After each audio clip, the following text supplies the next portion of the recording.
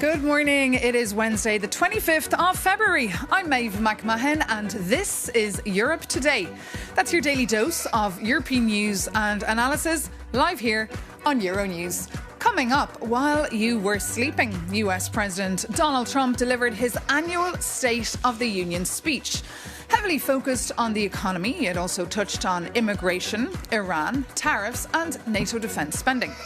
It comes as a fresh CNN poll says 32% of Americans do not think Trump has his priorities right, and 68% say he has not addressed the country's most important problems. For more, we're joined here on set by our EU News editor, Maria Tadeo. Good morning. Good morning. Look, this is a real American tradition, right? The State of the Union, but Europeans are keeping a very close eye. Well, Maeve, they have to. And yes, you're right. This is a very American politics event. Of course, this is really about the President of the United States setting out his vision. And of course, the timing matters too, because we're halfway through the Trump presidency. The midterms are coming up. And obviously, the President Trump, he has to sell his project to the American people and also hope for a sort of a reset too, because as you alluded to with polls and his approval rate, you can really see that the cost of living in the U.S., the idea of grocery prices, all of this is really biting into the popularity of the U.S. president. And there's perception that perhaps he spent too much time focused on external politics and the geopolitics for a president who promised to put America first. But nonetheless, yes, Europeans obviously follow and they monitor pretty much every speech because, and I think on this we can agree, this is a president who is unpredictable. So when you look at the speech yesterday, a lot of that focused on the U.S. He talked about migration, the idea that illegal arrivals now into the U.S. through the southern border with Mexico have dramatically collapsed. And of course, that is factual because of this very hardline policy that he's pursued. He talked about a border in a country that is now sealed. He also talked about the economy, the stock market, which is an index that he really likes to track and monitor. The question is whether that reflects to the economy of everyday Americans. But from a European perspective, this was really a policy speech in which they did not get a lot of clues in terms of where the foreign policy of the U.S. is going, because there was barely no mention of Ukraine. There was only a very brief, but also in passing when it comes to NATO, which he said now our allies pay for that protection and they gotta pay. He also said everything that we send to Ukraine we now do through NATO, and that is through a mechanism in which the Europeans pay. So the U.S. is no longer paying for this. And then he mentioned Iran, and that is relevant, of course, in the context of this military ramp-up that we've seen from the U.S. in the region, saying, quote, the preference is to find a diplomatic solution, but Iran has to pronounce the magic words, and that is they will never get a nuclear weapon. In any case, he said the U.S. will not allow it. Interestingly, of course, there was a lot of concern. Perhaps the Greenland may come up or could come up, and it was not the case. So overall, yes, a speech dedicated to U.S. policy that mostly centered on U.S. policy. But what about tariffs? Well, that's a very good question because he did mention the tariffs. He said and vindicated the tariff policy. We know that this is a sort of doctrine that Donald Trump has pursued, certainly on an intellectual level, this idea that tariffs are needed and the U.S. should have implemented that for decades now. He did say the tariffs are working and this is a policy that is going to stay. It is relevant, of course, because the U.S. Supreme Court struck down the tariffs that were approved last year connected to Liberation Day, saying they were designed in a way that was illegal. Nonetheless, Donald Trump insisted tariffs, one way or another, will stay in place. Let's take a look. One of the primary reasons for our country's stunning economic turnaround were tariffs. They were ripping us so badly, you all know that. Everybody knows it. Even the Democrats know it. They just don't want to say it. Then just 4 days ago, an unfortunate ruling from the United States Supreme Court. It just came down. It came down. Very unfortunate ruling. So despite the disappointing ruling, these powerful, country-saving will remain in place under fully approved and tested alternative legal statutes. And that's, of course, Donald Trump. Maeve, the catch, however, he talks about totally safe, totally tested, and totally legal tariffs. The issue, of course, is last year when he implemented the Liberation Day tariffs, the reciprocal, quote-unquote, tariffs. He also said they were illegal. The Supreme Court had a very different opinion. For the Europeans, however, this is critical because a deal was agreed last year. A bad deal tilted in favor of the U.S. Of course, 15% tariff rate. The Europeans say that in this chaos around global trade, they do do not want to end up in a situation in which they pay more. They agree that a deal is a deal and that 15% really is the top, the ceiling. The concern, of course, is that the U.S. will now implement other tariffs. When you add up the tally, European companies could end up having to pay more. And that is something that both the Commission and also the Trade Commissioner, who had a call with the G7 too and has been in contact with the U.S., had said the EU simply cannot accept. A deal is a deal. That 15% was already high and bad enough. Tariffs tripled. It cannot go beyond that. As you say, tariffs causing a lot of stress here in Brussels. Maria Tadeo, Euronews' EU editor, thank you so much for all those details. And to dive a little deeper, coming up, we'll be joined by the Irish politician and MEP Barry Andrews, a member of the centre-right Fianna Fáil party, the party of the Irish Taoiseach Micheál Martin. Barry Andrews is a former government minister and a barrister by trade. Barry Andrews, welcome to Europe Today. Thank you so much for joining us. Did you manage to watch the State of the Union speech? What did you think of it from a European lens? Well, it was 2 hours long. Apparently, it was the longest in recent history. So, no is the answer. I didn't see all of it, but I obviously watched extracts. I mean, I think part of it that everybody's very concerned about is Iran. And while he didn't really disengage or de-escalate, he did say that they are in negotiations. So that's positive. That's something we're all very pleased to hear about. But he rambled a lot, and there was a lot of fact checkers kept very busy during the 2 hours about his claims about the economy and how tariffs are impacting the economy. And I think there's a lot of dispute about the actual impact of tariffs on the US economy. Tariffs is a very sensitive issue also for lawmakers here in Brussels. And we know the EU-US trade deal, it's on hold for now, but the European Commission is putting a lot of pressure on you, on the Parliament, to pass it through. What's your view here? Well, we're not the only ones that are not proceeding with trade agreements with the US. India was supposed to be in Washington this week to finalise a trade agreement. Japan, Taiwan, there are many others that are now slow-walking, effectively, the trade agreements that they had with the United States. So I think it's impossible for us to do this in circumstances where nobody is sure whether the new tariffs themselves are legal. They are going to be subject to legal scrutiny. I've no doubt about that. And we're not even sure whether or not there will be refunds for the former tariffs. So there's so much uncertainty. And ultimately, it's consumers and businesses that pay the cost for this uncertainty. So it's much more prudent, in my view, for us to wait until that legal certainty is provided. And just moving on to Ukraine, we saw yesterday Ursula von der Leyen showing up a little bit empty-handed because that €90 billion loan is on hold. She said there's other options, though. What other options? Look, there are multiple options available. There's intergovernmental approaches. There could be an enhanced cooperation approach. There could be something around a coalition of the willing. But ultimately, the sensitivity here, of course, as everybody knows, is that there's an election in Hungary in April.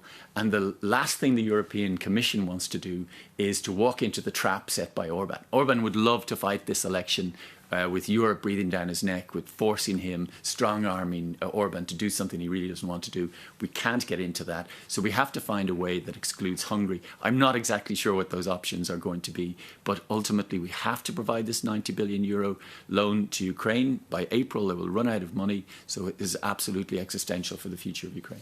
Another issue, of course, EU membership for Ukraine. President Zelensky pushing for a date, but Commission President saying we cannot give a date. What's your view here? Should they join by 2027, Barry? Absolutely. I think it's one of the key motivations for Ukrainians to maintain their resilience. I was there in November. We went over to Kharkiv with a demining charity, Halo Trust, and everybody that visits is just blown away by how amazing they are, how resilient they are, how tough they are. But one of the things that really motivates, I find, is that there is a road, a pathway to accession in the near term. And so long as that is still there and very much a reality for Ukrainians, I think they will be able to continue to pursue the war against Russia.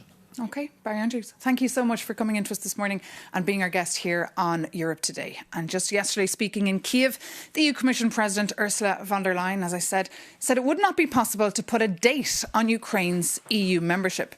Speaking alongside President Zelensky on the anniversary of the 4 years since the full-scale invasion of Ukraine by Russia, the Commission President also promised a solution would be found to bridge the country's financing needs. For more, we can dive a little deeper with our Ukraine correspondent, Sasha Vakalina, who joins us here on set. Good morning. So look, this idea of, there's no date we can put on the table. That's what the Commission President said. But, Ukraine wants to join by 2027. No, that statement was indeed a cold shower, also because, of course, that happened on the 4th anniversary when the EU leaders were there to show and prove their support for Ukraine. Now, let's take a little step back. Now, for Ukraine, the EU membership is something that Ukrainians have been seeking not now since the full-scale invasion of Ukraine, but since 2014, since Russia's first invasion. These were the demonstrations over the revolution of dignity. So this is something important. Now Kyiv feels like, on one hand, first of all, this is something that the European Union promised Ukraine and committed to it with the beginning of the full-scale invasion, but also Ukraine sees this, and this is what's being negotiated here, as part of the EU security guarantees. And should there be a chance to put an end to Russia's all-out war against Ukraine this year, how can we proceed in this case for Ukrainians towards the end of the war with the EU guarantees for Ukraine, which include EU membership? Let's take a listen to what happened yesterday in Kyiv.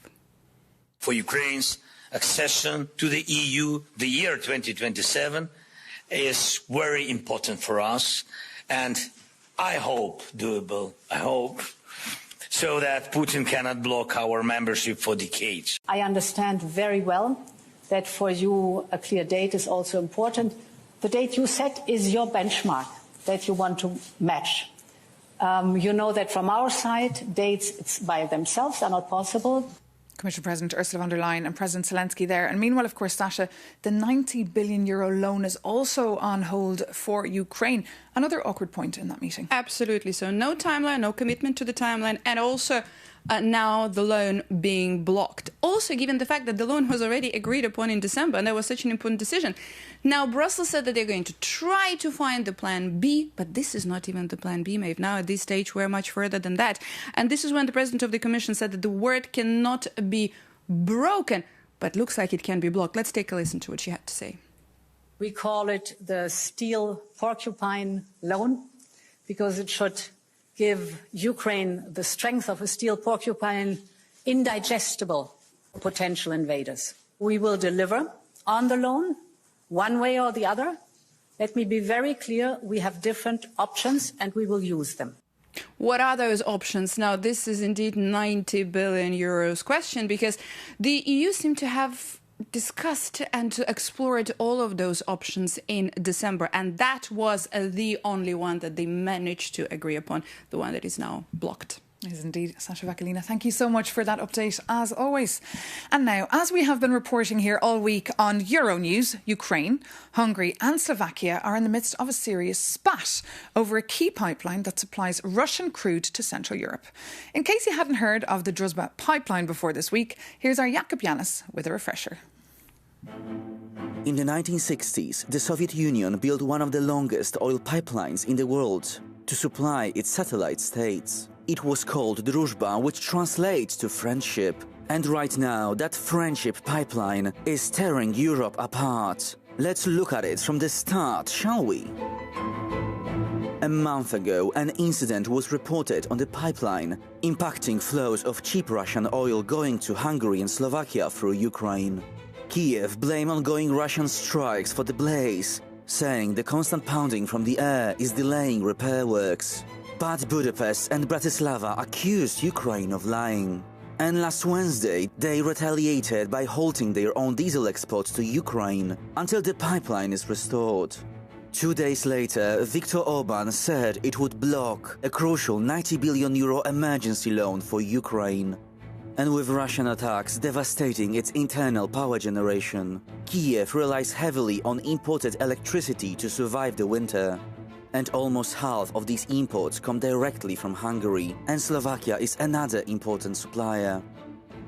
Then, on Monday, Ukrainian forces struck a key Russian pumping station feeding that Druzhba pipeline, aiming to bleed Moscow of petrodollars. In response, Slovakia and Hungary demanded the EU investigate if Kyiv lied about original damage and completely halted emergency electricity to Ukraine. Which finally brings us to today. The European Commission is holding an emergency meeting with Hungary, Slovakia and Croatia to try to find alternative oil routes. But with Croatia refusing to transport Russian oil, it seems the EU diplomatic pipeline is completely blocked. Jakub Janis reporting there. And for more analysis, we're now joined once again here on set by our Maria Tadeo to tell us why, Maria, is this pipeline sending politics ablaze? Well, Maeve, this is now a mess. Really, this is a very messy situation. It is almost approaching what I would say is an institutional crisis when it comes to the EU, because obviously there's now a full-on clash between Hungary, to a lesser extent Slovakia, but also the rest of member states who want to facilitate help to Ukraine. At the same time, this is a question that goes beyond the politics. It is also very technical because, as you saw there is a question of a pipeline, this Druzhba pipeline, which connects, just to set the scene for our viewers, Russia with Hungary. It transports cheap Russian oil, but it goes through Ukraine. This pipeline was, and this is objective, it's a fact, it was damaged at the end of January. There was an issue, of course, and this is a matter of the crux of this story, which is, was it a Russian strike, or this is just a case in which Ukraine has neglected the reparations so that oil doesn't transit? And this is the line that the Hungarian government is pushing. And I reported extensively on this this week. On Monday, there was a meeting of foreign ministers and it got very heated. I was told by a number of sources that the Hungarian minister told his Ukrainian counterpart, who was connected in this meeting through a conference call, that he was, quote, a liar. He also snapped at Kaja Kallas, who was a top European diplomat, saying, you give a non-EU member state more time than you are giving me to reply. I cannot talk to him directly. And also, I will not allow at this point that Ukraine criticizes Hungary. Obviously, this is also very political because there is a very brutal, aggressive election campaign going on in Hungary. And this question now has become, for Prime Minister Viktor Orban, not just a talking point on the campaign, but really a matter of national sovereignty. At this point, however, and this is a critical question, is who damaged the pipeline and who's going to fix it? And that was a question that was put yesterday to President Zelensky in a press conference in Kyiv, and he doubled down. This is not about Ukraine. It was Russia. Let's take a look. Pipeline was destroyed by Russia. We have images. We have everything by satellites of partners. So he Russia destroyed these pipelines several times.